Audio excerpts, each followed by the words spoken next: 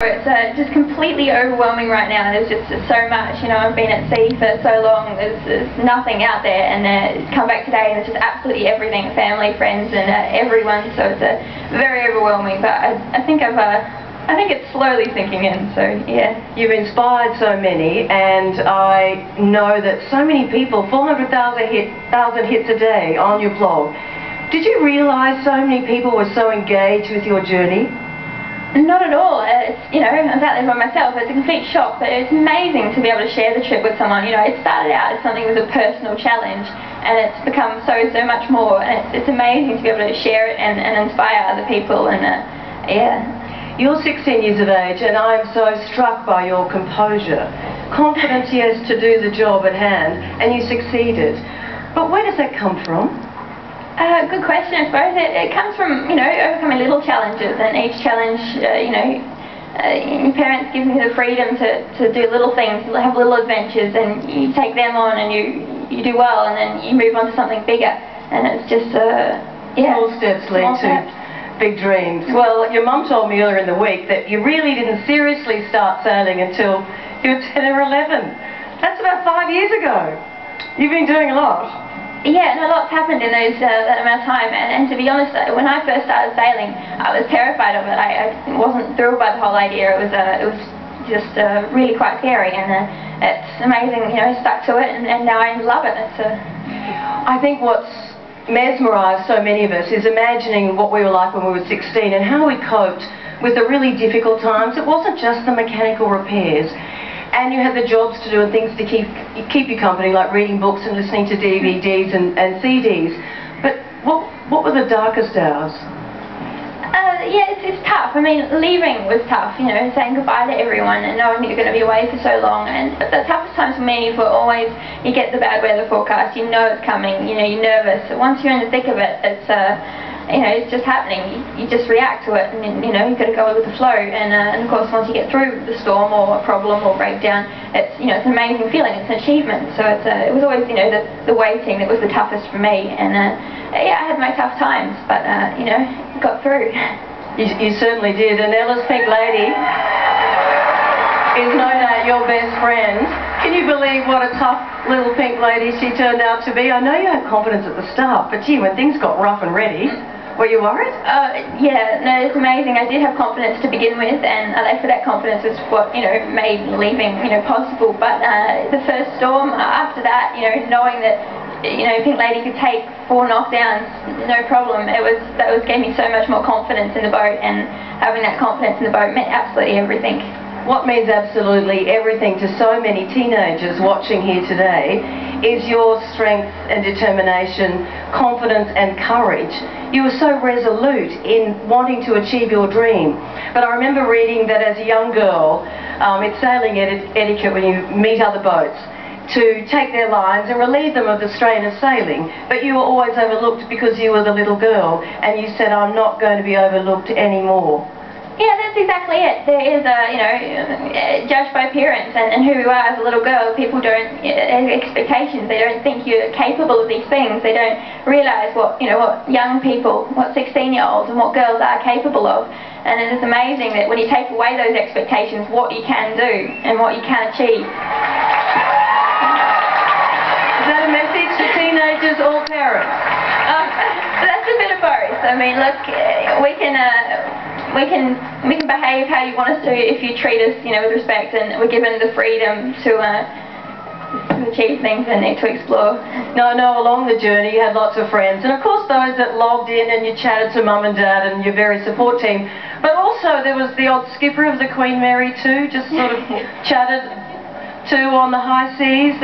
What did those big cargo ships say when here's this 16-year-old squeaky voice, so much more mature now, Jess, of course, in a pink bobbing boat, think of you, and how did they react when you logged in and said, hey guys, just steer clear, I'm on my way to Sydney. I know I'm on the other side of the world.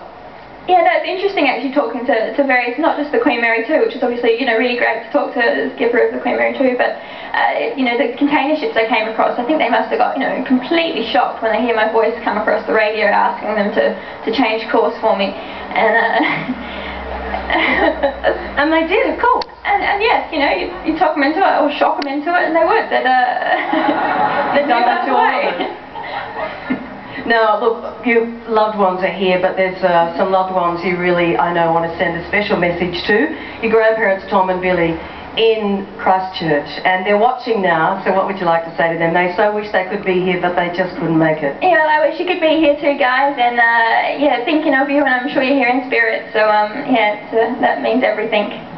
How hard was it to walk off Ella's Pink Lady today? I know you need a break, but you're not going to see her for a while.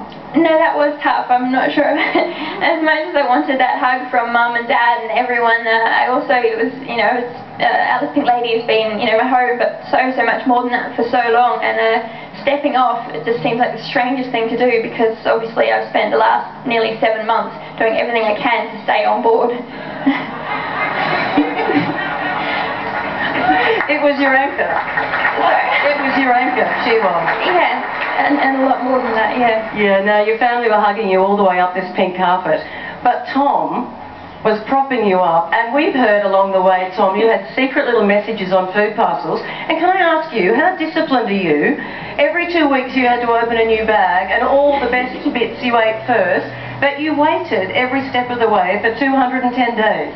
Or were you telling us falky pies on that blogger? No, I did. Most of the way around I was very disciplined, and but towards the end there it got a bit too tough, a bit too tempting. Can you reveal any of the messages from Tom?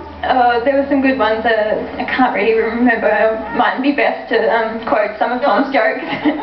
But they always, you know, they were always amazing, because it was just a little reminder of home and a little pick-me-up. So just something little like that, having everyone scribble all over my food packets was amazing. Now I got interrupted trying to follow your voyage in, because there was so much interference. Everyone was cramming the foreshore, but I'm told you did ask for some special food to be brought on board, smuggled on board. Is that the case? And what were you craving the most? Craving the most, so obviously fresh fruit. I missed that. You know, an orange. It's been a long time since I've had that, but some fresh cream. And something spicy. Unmelted chocolate and something spicy, and obviously a salad to go with it. So yeah. Some little birdie told me there might have been a chicken burrito in there. Yeah, along those lines. Along those lines. What I was craving. Okay, Jess. Well, look. You know, the world's media is waiting to get a piece of you and to talk to you and share with you the most epic journey. And as such a young girl, you've done us proud. You've raised the bar for all of us, and we only wish you the very best. For the next year or so, it's going to be incredible. I said to you this morning, you're about 17 nautical miles offshore, and I said, just soak it up and smile.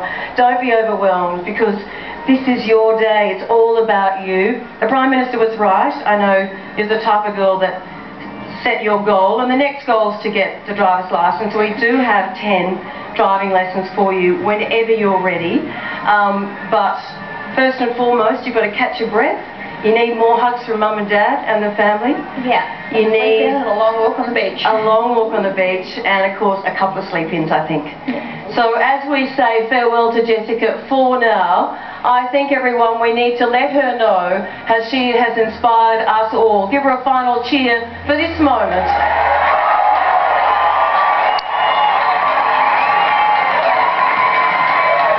You see, she just said, hang on a minute. She's kept the Prime Minister waiting, the Premier, you, the world media. Hang on a minute. Jess Watson has something to say. Yeah, well, obviously the main thing I want to say is an absolutely huge thank you to my amazing family, support team, sponsors, and to everyone thinking of me out there. Don't ask me how it makes a difference, but it made a difference knowing that there were so many people thinking of me, you know, in the tough times out in the water. I'm actually going to disagree with what our Prime Minister has just said. I don't consider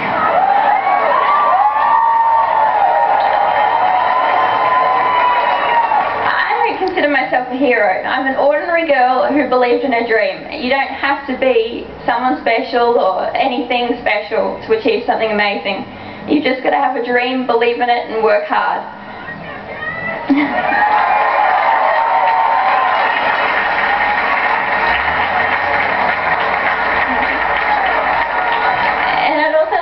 That by sailing solo, non-stop, non-assisted around the world, that I've proved what really can be achieved when you set your mind to it. You know, that anything really is possible. So thanks for the amazing welcome, guys. Words of wisdom from an extraordinary young Australian. And Prime Minister, if you're not looking at the next Young Australian of the Year, there is something seriously wrong. Isn't she the perfect ambassador? Everyone, this is the Aussie girl that took on the world and won. Let's say farewell and let her know again how much